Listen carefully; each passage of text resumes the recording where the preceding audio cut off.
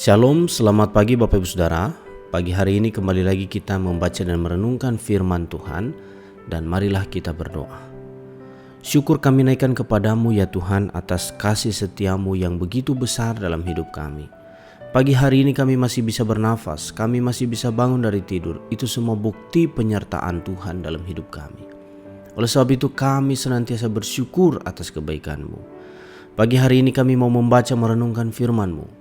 Tuhan berikan kami hikmat agar kami mengerti akan kebenaran-Mu, dan berikan kami kekuatan untuk menjadi pelaku firman-Mu.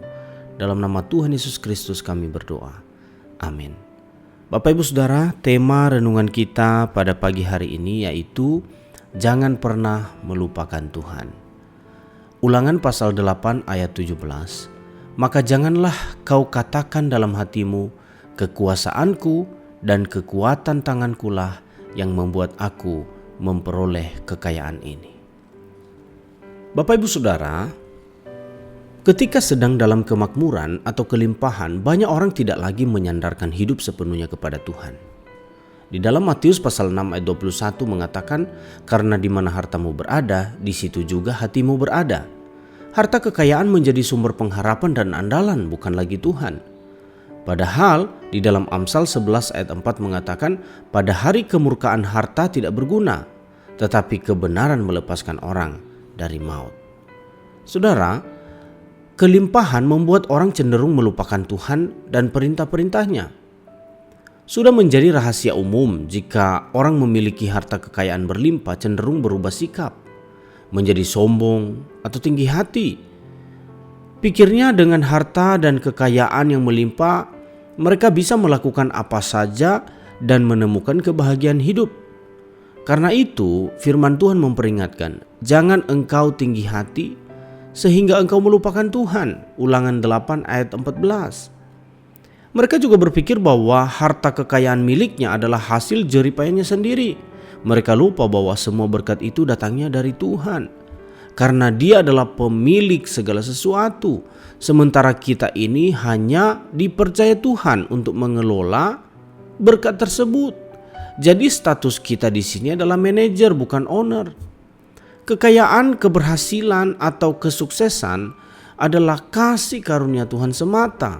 Karena itu kita tidak pantas berkata kekuasaanku dan kekuatan tangankulah yang membuat aku memperoleh kekayaan ini.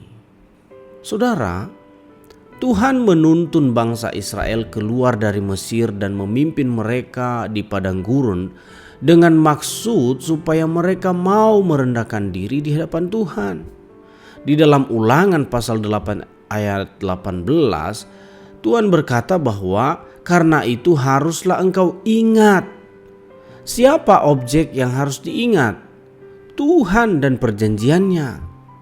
Di dalam Ulangan 9 ayat 5 mengatakan, yang diikrarkannya dengan sumpah kepada nenek moyangmu, yakni Abraham, Ishak dan Yakub.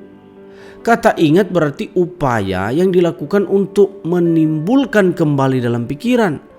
Musa menasihati umat Israel agar mereka selalu mengingat semua perkara yang Tuhan sudah kerjakan dalam hidup mereka. Saat keluar dari Mesir di padang gurun sampai memasuki tanah perjanjiannya. Saudara, jangan pernah melupakan Tuhan dan ingatlah selalu kebaikannya. Sebab tanpa campur tangan Dia, kita ini bukan apa-apa. Kita berdoa. Terima kasih untuk firman-Mu. Kami diingatkan bahwa kami tidak boleh melupakan Tuhan. Tatkala kami dalam kelimpahan, tatkala kami dalam kekurangan, Tuhan adalah Tuhan yang harus selalu kami ingat dalam hidup kami. Ampuni kami Tuhan, jikalau seringkali kami melupakan Tuhan di waktu-waktu tertentu. Ampuni kami. Kami mau selalu mengingat-Mu di dalam kehidupan kami. Kami serahkan aktivitas kami sepanjang hari ini ke dalam tangan-Mu. Sertai dan tuntun kami. Dalam nama Tuhan Yesus Kristus kami berdoa. Amin.